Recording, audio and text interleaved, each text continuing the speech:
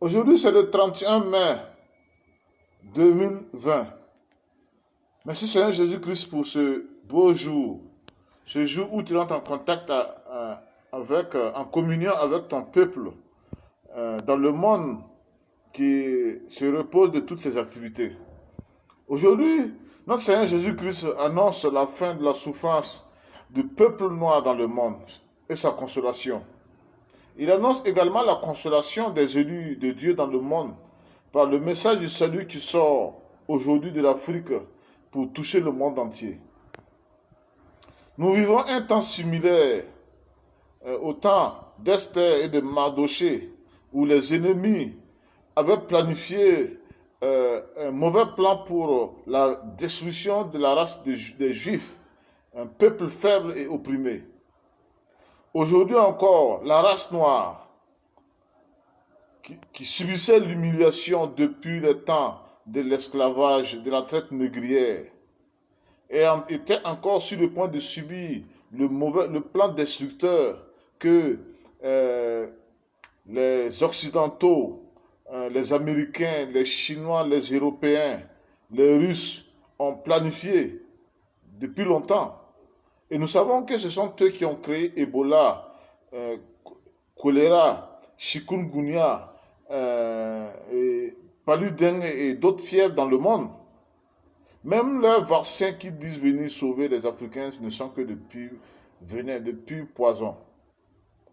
Mais avec aujourd'hui le coronavirus qui secoue, nous savons que le confinement a été un temps où les Africains se sont humiliés en prière, ils se sont lamentés dans le temps de confinement devant Jésus-Christ. Et Christ a écouté leurs prières. Aujourd'hui, si les Noirs veulent le vrai salut, la vraie paix, qu'ils retournent en Afrique noire, car c'est le temps où Jésus-Christ va consoler son peuple. Même les attaques terroristes vont cesser. Et nous savons que le plan, ce virus qui a été conçu, le coronavirus, est l'illustration parfaite comme au temps d'Esther. C'était un plan qui a été, un virus qui a été conçu pour décimer l'Afrique. Mais nous voyons que cela a été retourné contre eux. Parce que le Dieu de l'Afrique, Jésus-Christ, a écouté leurs prières dans le temps de confinement.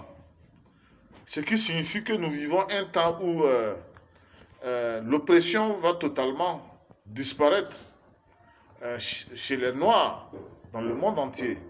Et aujourd'hui, nous savons que la mort de cet Africain, de ce Noir en Amérique, qui a été étouffé par les policiers blancs, est pour la gloire de Christ. Et c'est le point de départ où désormais Christ va réagir pour faire cesser l'oppression sur les Noirs. Et je veux aussi rappeler à mes frères et sœurs que sur le plan spirituel, Jésus fait cesser les mensonges qui ont dominé dans le monde, dans les églises locales, par les agents de Satan pour détruire son église. Et dans le monde entier aujourd'hui, la vérité sort désormais de l'Afrique pour toucher les élus de Jésus-Christ dans toutes les races du monde.